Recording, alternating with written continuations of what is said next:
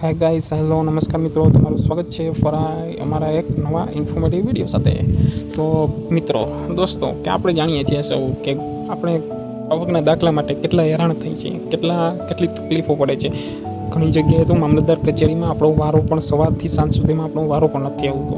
તો હવે એ લાઇનની ઝંઝટમાંથી બહાર નીકળવું હોય ને તો તમે આ વિડીયોને તમે અંત સુધી જોજો. તો હું તમને કહીશ કે તમે કઈ રીતે ઘર બેઠા જ પોતાના મોબાઈલમાંથી પોતાની જાતે જ આવકનો દાખલા માટે એપ્લાય કરી શકો છો. ઓનલાઈન અરજી એ પણ જે તમે આવકનો દાખલો પહેલાં નીકળતો હતો એનાથી સાવ સરળ જ છે આ અરજી કરવી. તમારા માત્ર 10 જ મિનિટની અંદર જ તમે અરજી કરી શકો કમ્પ્લેટ. તો સૌપ્રથમ આપણે ગૂગલમાં અથવા ક્રોમમાં ડિજિટલ ગુજરાત જે ઓફિશિયલ ગવર્મેન્ટની વેબસાઇટ છે તેના ઉપર આપણે ક્લિક કરવાનું રહેશે. જો અહીંયા ડિજિટલ ગુજરાત ઉપર આપણે ક્લિક કરશું. હવે ત્યારબાદ આપણે સેમ પ્રોસેસ અગાઉના વિડીયોમાં મેં પણ તમને જણાવેલી છે કે લોગિન કઈ રીતે કરવું, બરાબર, અને રજિસ્ટ્રેશન આપણે કઈ રીતે, અને રજિસ્ટ્રેશન કરીને પછી લોગિન કરો. તો લોગિન કરીને પછી આપણે પર્સનલ ડિટેલ્સ છે એ ખાસ મિત્રો એડ કરી લેજો, અન્યથા તમારો આવકના દાખલા માટે એપ્લાય થઈ શકશે નહીં. તો એ અગાઉના વિડીયોમાં મેં જણાવેલ છે તમે કઈ રીતે તમે એપ્લાય કરી શકો છો. તો હવે મિત્રો અહીંયા આપણે જોવાનું છે મોબાઈલ નંબરથી આપણે લોગિન કરવાનું રહેશે. લોગિન કર્યા બાદ આપણે કેપ્ચર કોડ નાખી અને લોગિન ઉપર આપણે ક્લિક કરવાનું છે. ત્યારબાદ આપણી પાસે એક ઓટીપી જનરેટ થશે, એ ઓટીપી નાખવાનું રહેશે. ઓટીપી નાખીએ અને હવે ત્યારબાદ જો અહીંયા તમને 3 ડોટ દેખાતું હશે, 3 ડોટ ઉપર તમારે અહીંયા ક્લિક કરવાનું છે. જો અહીંયા 3 ડોટ છે તેના ઉપર તમારે ક્લિક કરવાનું રહેશે. અહીંયા ક્લિક કરશો એટલે તમને અહીંયા આવશે સુગમ ડિજિટલ ગુજરાત.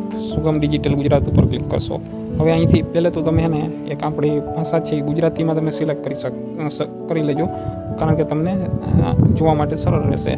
જો અહીં ગુજરાતીનો ઓપ્શન છે ને ઇંગ્લિશનો ઓપ્શન છે. હવે રૂરલ કે અર્બન, બરાબર, શહેરી ક્ષેત્ર અથવા ગ્રામીણ ક્ષેત્ર માટે પણ તમે કરી શકો છો. રૂરલ છે એ ગ્રામીણ માટે છે, અર્બન છે એ શહેર માટે છે. તો આપણે રૂરલને સિલેક્ટ કરવા દેવાનું છે. હવે પહેલા જ નંબરનો ઓપ્શન છે આવકનો દાખલો આપવા બાબત ગ્રામીણ સુગમ, ત્યાં આપણે સિલેક્ટ કરવાનું છે. સિલેક્ટ થઈ જાય એટલે તમારી સામે એક આવી જાય આવકનો દાખલો મેળવવા માટે, બરાબર, અરજી છે. એની ફી માત્ર 20 રૂપિયા છે, આપણે પે કરવાની રહેશે. હવે આપણે આ સેવા લેવા માટે અહીંયા સેવા લેવા માટે ક્લિક કરવાનું રહેશે.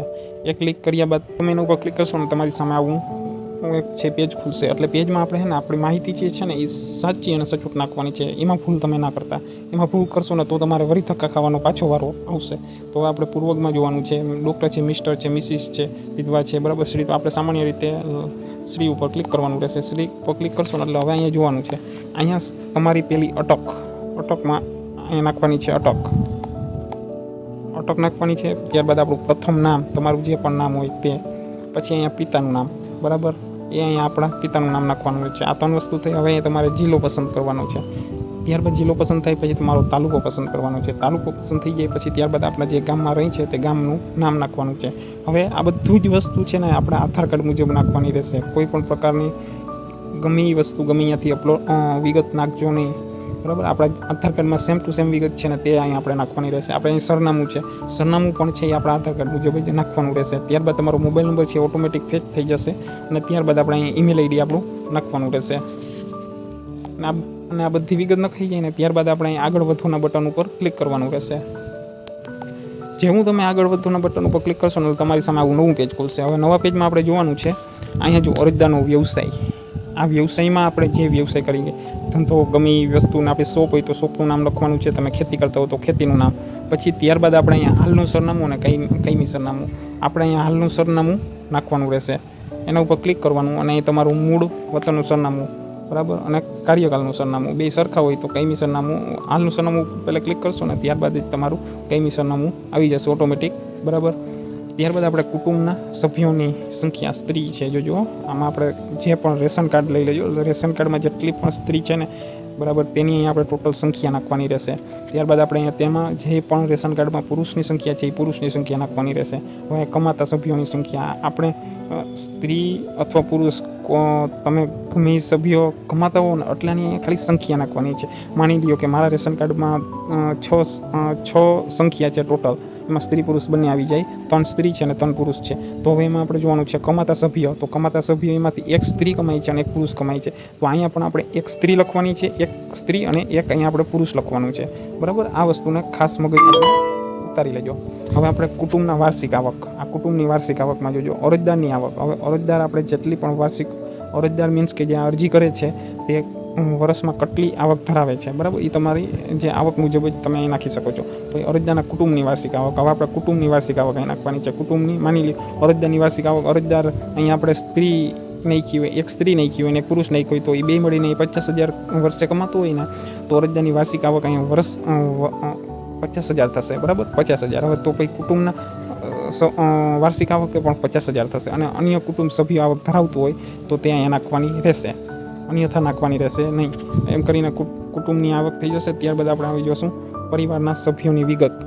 ઓછામાં ઓછો એક સભ્ય ઉમેરો. હવે અહીંયા આપણે સભ્ય મીન્સ કે આપણે હે ને પોતે જ જે આપણે અરજદાર છીએ તેની જે વિગત અહીંયા નાખી દઈશું તો પણ ચાલશે. અહીં એ સભ્યનું નામ છે, બરાબર, એનું નામ આખું નામ નાખવાનું છે.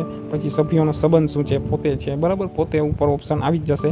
એટલે તમારે એ જો અહીંયા સેલ્ફનો ઓપ્શન છે જ, બરાબર. તો આપણે એ સેલ્ફનો ઓપ્શન ઉપર ક્લિક કરી દેવાનું રહેશે. એક કર્યા બાદ આપણે અહીંયા જોવાનું છે સભ્યોની ઉંમર. આ જે સભ્યો છે એની ઉંમર કેટલી છે એ નાખવાની છે. સભ્યોનો વ્યવસાય શું છે, ખેતી છે, ખેતી કરે છે, કોઈને દુકાન છે, શોપ છે, બરાબર. ગમે વ્યવસાય હોય ત્યાં વ્યવસાય દર્શાવવાનું છે. અને સભ્યોની વાર્ષિક આવક ઉપર આપણે જે નાખેલ છે એ જ કરવાની છે. અને ત્યારબાદ આપણે અહીંયા સભ્ય ઉમેરો ઉપર ક્લિક કરવાનું છે. એટલે અહીંયા તમારું આખું સભ્યનું નામ, ડિટેલ, બરાબર, બિઝનેસ, ઉંમર બધું આવી જશે. હવે અહીંયા સરેરાશ વાર્ષિક ટેલિફોન બિલ નહીં નાખો તો પણ ચાલશે. અને વાર્ષિક બિલ, વીજળી બિલ છે એ પણ નહીં નાખો તો ચાલશે. હવે અહીંયા જો આ મહત્વનું છે, જે હેતુ માટે આવકનું પ્રમાણપત્ર જ મેળવવું છે, બરાબર. તમારે ક્યાં હેતુ માટે મેળવવું, તમારે કોઈ પ્રકાર સ્કૂલમાં આપવાનું હોય, તમારે કોઈ પણ સ્કોલરશિપ માટે આપવાનું હોય તો તે એની વિગત અહીંયા નાખવી લેવી, બરાબર. પછી અહીંયા પિતા પતિનું પૂરું નામ અહીં તમારે ઓટોમેટિક ફેચ થઈ જશે, તમે જે આગળ ડિટેલ્સ નાખેલ છે એના ઉપર, બરાબર. હવે અહીં સંબંધ, આપણે આના હારે સંબંધ શું છે, બરાબર, એ નાખવાનું રહેશે. અરજદાર છે એ આના હવે પિતાનો જ મોસ્ટ ઓફલી સંબંધ છે, કારણ કે અહીંયા પિતા અથવા પતિનું નામ આવશે. જો અરજદાર એક સ્ત્રી હોય તો અહીંયા એના પિતાનું નામ હોય તો એના સંબંધમાં એના ફાધર આવશે. અન્યથા પતિ હોય, બરાબર, તો એ હસબેન્ડ આવશે. ત્યારબાદ આ બધી વિગતો ડિટેલ્સ સારી રીતે ભરી અને આગળ વધવાના બટન ઉપર આપણે ક્લિક કરવાનું રહેશે. જો જેવું આગળ વધશો ને એટલે તમારે અહીંયા બધા પુરાવા અપલોડ કરવાના રહેશે. ખાસ કરીને જો જુઓ તમે મિત્રો, હવે અહીંયા જોવાનું છે આપણે રહેઠાણનો પુરાવો. રહેઠાણના પુરાવામાંથી આટલા ડોક્યુમેન્ટ આવશે. રેશન કાર્ડ, લાઇટ બિલ, બરાબર, ચૂંટણી કાર્ડ, કોઈ પણ આટલા ડોક્યુમેન્ટ હશે તો તમારે ચાલશે. પછી અપલોડ, અહીંયા આપણે ચૂઝ ફાઇલ ઉપર ક્લિક કરવાનું છે. જ્યાં તમારી ફાઇલ હોય ત્યાંથી તમે લઈ અને અહીંયા અપલોડ કરી દેવાની રહેશે, બરાબર. ત્યારબાદ આપણે જોવાનું છે ઓળખાણનો પુરાવો. ઓળખાણના પુરાવા માટે આટલા ડોક્યુમેન્ટ છે. ઓળખપત્ર છે, ચૂંટણી કાર્ડ છે, ઇન્કમ ટેક્સ, પાસપોર્ટ, ખરી નકલ, આધાર કાર્ડ પણ ચાલશે, બરાબર.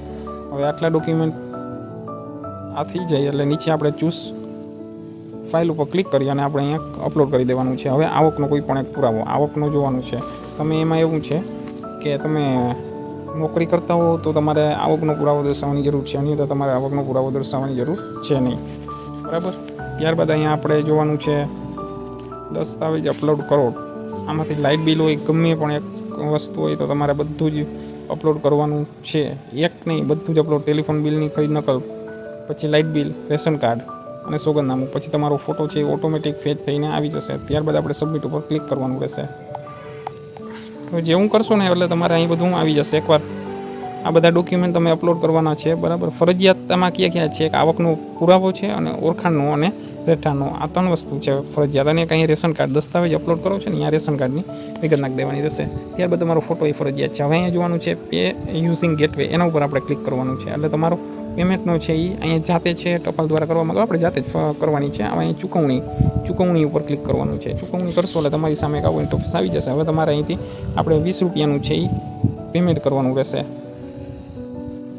બરાબર. સામાન્ય રીતે આ પે કરી દેશો એટલે તમારે આ બધું કમ્પ્લીટ થઈ જશે.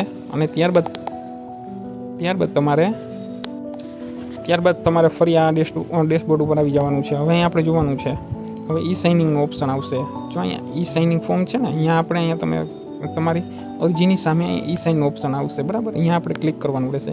એ ક્લિક કરશો ને એટલે તમારે એક આધાર કાર્ડ નંબર નાખવાનો રહેશે. આધાર કાર્ડ નંબર નાખી અને તમારે એક ઓટીપી આવશે. એ ઓટીપી ઉપર ક્લિક કરી અને ઓટીપી નાખશો. ત્યારબાદ તમારું સબમિટ થઈ જશે. અને સબમિટ થઈ જશે એટલે તમારી ઓલરેડી અરજી છે એ મામલતદાર કચેરીમાં તમારે પેન્ડિંગ બતાવશે. હવે પેન્ડિંગ છે એ તમારે જે મામલતદાર કચેરીમાં જે ઓપરેટર હશે તે એક્સેપ્ટ કરશે. અને ત્યારબાદ તમારે એ જે પ્રિન્ટ આવે એ પ્રિન્ટ નીકાળી અને તમારે કોઈ પણ મામલતદાર કચેરી, નજીકની મામલતદાર કચેરીમાં તમારે અહીંયા રજૂ કરી દેવાની રહેશે. તો તમારે કોઈ પણ જાતની છે ને લાઇનમાં તમારે ક્યાંય ઊભવાનું રહેશે નહીં. તમે ઘર બેઠા જ પોતાની જાતે તમારી છે આવકનો દાખલો નીકાળી શકો છો માત્ર ને માત્ર 10 મિનિટમાં જ. તો મિત્રો આ વિડીયો કેવો લાગ્યો? જો સારો લાગ્યો હોય તો વધુમાં વધુ લોકો પાસે પહોંચાડો, કારણ કે આ વસ્તુ છે એ આપણા ગુજરાત જે નવી સ્કીમ લાગુ છે, જે ઘણા બધા મિત્રો છે એ લાઇનમાં ઊભા રહે છે, તેના માટેની આ સ્કીમ બહુ સારામાં સારી છે. તો મારી ચેનલને સબસ્ક્રાઈબ કરો અને વિડીયોને વધુમાં વધુ શેર કરો.